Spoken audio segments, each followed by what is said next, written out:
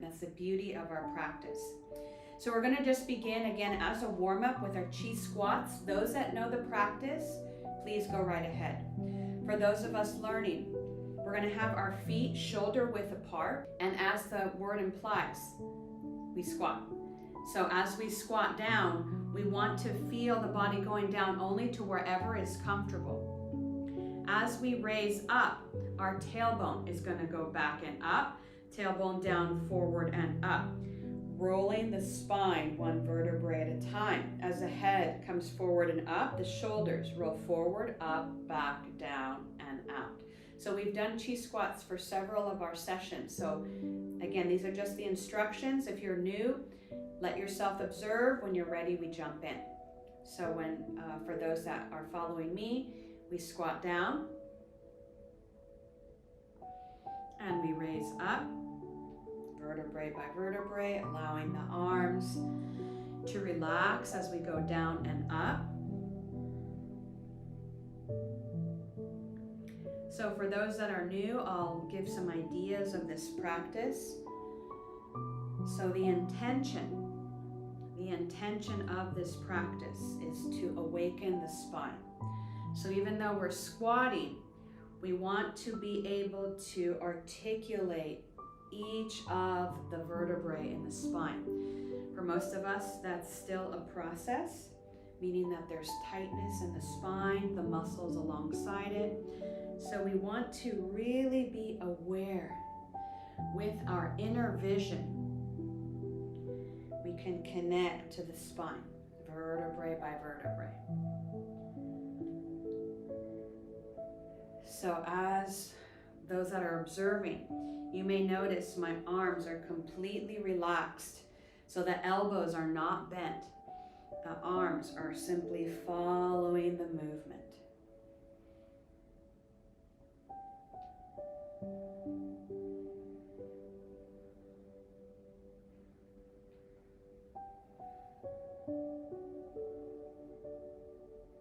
Now, of course, if we need to modify, for those that are seated on a chair, you can also feel the pelvis as it connects to your chair and let your tailbone go back and up, tailbone down and forward and up. So we're focusing on learning about our pelvic tilt. Now, any practice in Qigong, we of course make sure that we are not harming ourselves. So we do and explore every practice based on relaxation.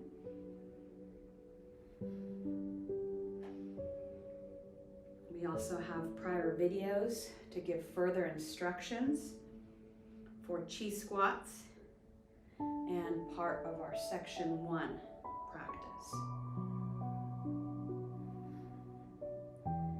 5 more.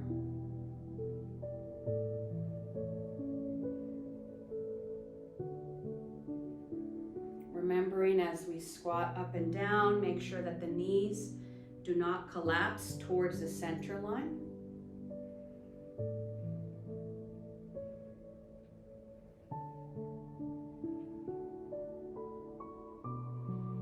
Very good. And last.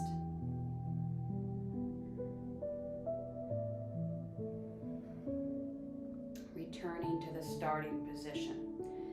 Just take a moment. You're welcome to close your eyes. Just let yourself perceive how your body feels from Qi squats. And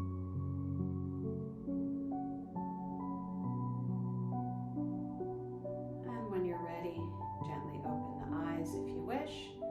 We can shake out our feet, shake out the hands, open closed fingers, and lower the arms down to the beginning position. So now we are going to go into a review of section 1, rolling the spine forward. Some of us have practiced this before. For some of us, this may be brand new. I'm going to very quickly go through the instructions so that we can observe. Now the key to section 1 and section 2 is the shifting of the weight.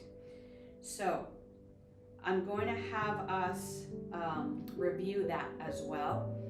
So for those that are standing, we bring our feet together and we focus on the right toe, the right big toe.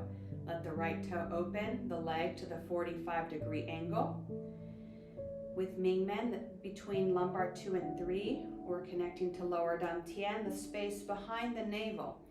Turn to the front right. Lift your left knee. Draw your left big toe to the right heel. Turning from the waist, we turn to face front. Lift the left knee. Straighten the lower left leg, big toe leading. We step forward. Pelvis facing front. Take a moment to observe the instep of the front foot and the back heel, making sure they are in a line. If we're working with balance, we can step a little bit more towards the side, have about 1 fist width away between the instep and the back of the heel. With pelvis facing front, keeping the spine upright, we're going to bend the front leg. So as you shift forward, feel 70% of your weight on the front leg, 30% on the back. Then shift back. The back leg 70%, the front leg 30%. So let yourself do this just a few times. Do this forward and backward motion.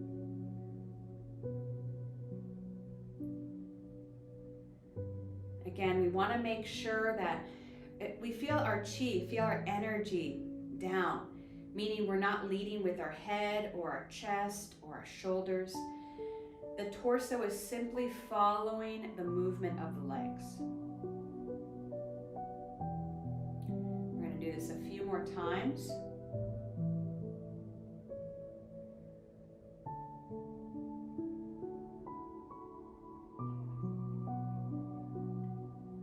Very good. Now from here we come to center.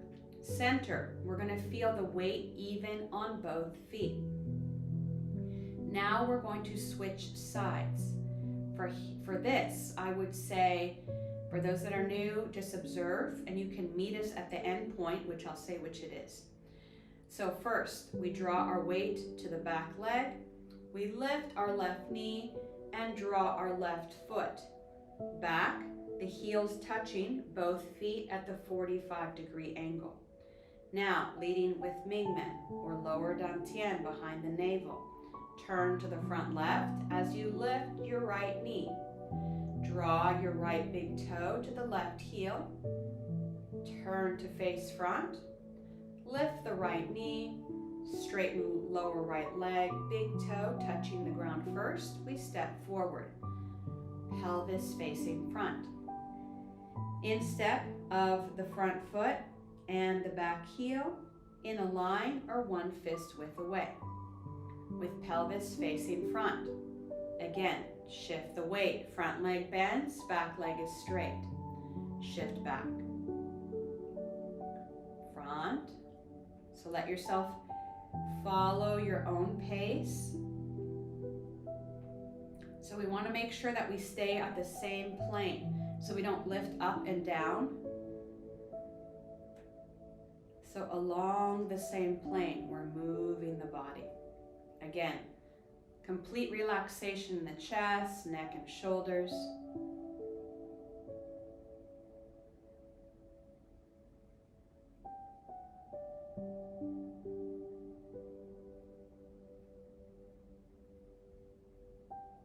Remembering the 70-30.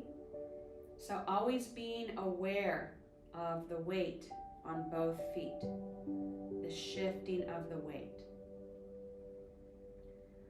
Very good. From here we center. Again, that means the weight is even on both feet. Now we shift the weight to the left leg as we lift the right knee. Draw the right foot straight back to the starting position. Shift your weight to the right leg. Lift the left knee. Straighten the left foot. And return both feet to parallel at shoulder width. So this is, especially for those that are newer to the practice, just a reminder, this is the shifting of the weight. We're going to continue on in section 1. rolling the spine forward and backward.